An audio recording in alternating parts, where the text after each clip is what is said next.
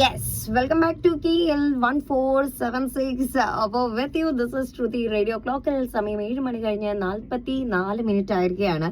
അപ്പോൾ നമ്മളുടെ Asia cups T20 നടന്നുകൊണ്ടിരിക്കുകയാണ്. ഇന്ന് ഹോങ്കോങ് വേഴ്സസ് ബംഗ്ലാദേശ് ആണ് നടക്കുന്നത്. ഇപ്പോൾ 14.2 ഓവർ ആവുമ്പോൾ 91 റൺസുമായിട്ട് 3 വിക്കറ്റ് നഷ്ടമായി Hong Kong Kong തുടർന്നുകൊണ്ടിരിക്കുകയാണ്.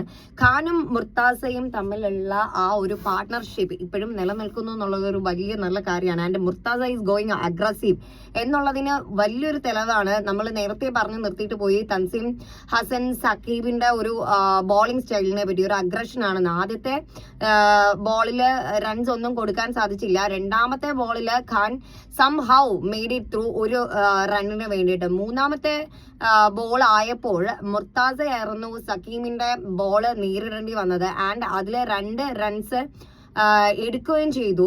But the thing is that ഇത് അടിച്ചപ്പോഴുള്ള വേഗത വളരെ ശക്തമായിരുന്നു. ഒരു ആംഗിള് നോക്കിയാണ് സ്ലാം ചെയ്തത്.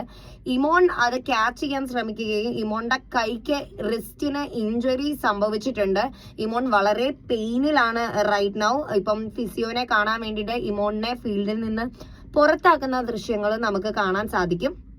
അപ്പം മേ ബി അതൊന്ന് ചെറുതായിട്ട് ബംഗ്ലാദേശിന്റെ ടീമിനെ ഒന്ന് ഷെയ്ക്കൺ ആക്കിയിട്ടുണ്ടാവാം പെട്ടെന്നൊരു ഇഞ്ചുറി വന്നപ്പോഴത്തേക്കും. അപ്പം സക്കീബിന്റെ അടുത്ത ബോളിന് തന്നെ മുർത്താസ 6 അടിക്കുകയാണ് ഉണ്ടായത്. And it was very absolutely stunning one. ഭയങ്കര അടിപൊളിയായിട്ടുണ്ടായിരുന്നു.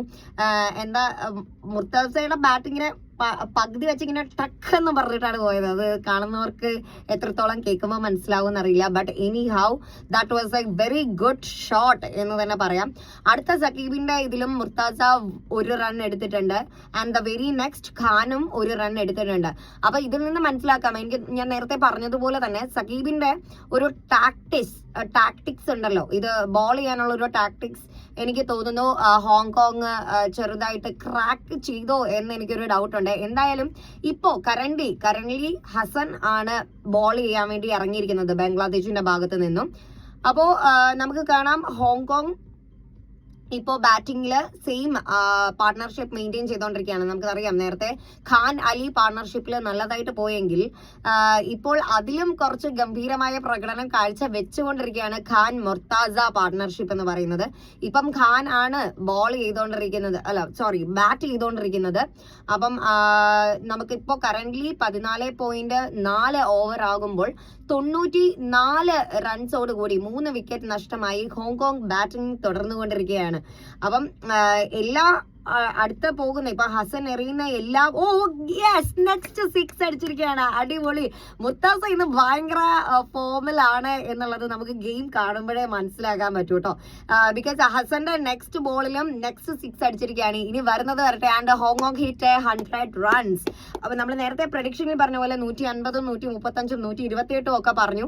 അപ്പം നമുക്ക് പ്രഡിക്ഷനിൽ പറഞ്ഞതുപോലെ തന്നെ 100 എന്തായാലും എത്തിയിട്ടുണ്ട്. 14.5 ഓവർ ആകുമ്പോൾ 100 റൺസുമായി 3 വിക്കറ്റ് നഷ്ടപ്പെട്ടെങ്കിലും 100 റൺസുമായി ഹോങ്കോങ് ബാറ്റിംഗ് തുടർന്നുകൊണ്ടിരിക്കുകയാണ്.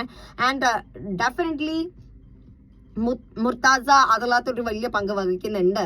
ബിക്കോസ് ഇപ്പോൾ നല്ല ഫോമിലാണ് ഉള്ളത്. പക്ഷെ ഇതുപോലെ ഒരു ഫോമിൽ വന്നതായിരുന്നു അലി. അപ്പം ഭയങ്കര അഗ്രഷൻ കാണിക്കണ്ട, ഒന്നറിഞ്ഞും കണ്ടും ഒക്കെ നിന്നാൽ മതി എന്നാണ് എൻ്റെ ഒരു ഒപ്പീനിയൻ. എനിവേ അടുത്ത 1 റണ്ണും കൂടെ എടുത്തിരിക്കുകയാണ്. അങ്ങനെ 101 റൺസില് വീണ്ടും സക്കീബ് ബോൾ ചെയ്യാൻ കയറിയിരിക്കുകയാണ്. 1 ഓവറും കൂടെ കംപ്ലീറ്റ് ചെയ്യുമ്പോഴത്തേക്കും 15ാമത്തെ ഓവറിൽ 101 റൺസോട് കൂടി ഹോങ്കോങ് മുമ്പോട്ട് തന്നെ. അപ്പൊ നിങ്ങൾക്ക് വിളിക്കാം 80014766 എങ്ങനെയുണ്ട് കളി എന്നും. അതുപോലെ തന്നെ നമുക്ക് ജീവിതത്തിൽ എപ്പോഴെങ്കിലും തോറ്റുപോയിട്ടുണ്ടോ, അങ്ങനെയാണെങ്കിൽ അതിൽ നിന്ന് എങ്ങനെയാണ് വിജയത്തിലേക്ക് വന്നത് എന്നൊക്കെ ഉള്ളത് കാണാൻ പറ്റും.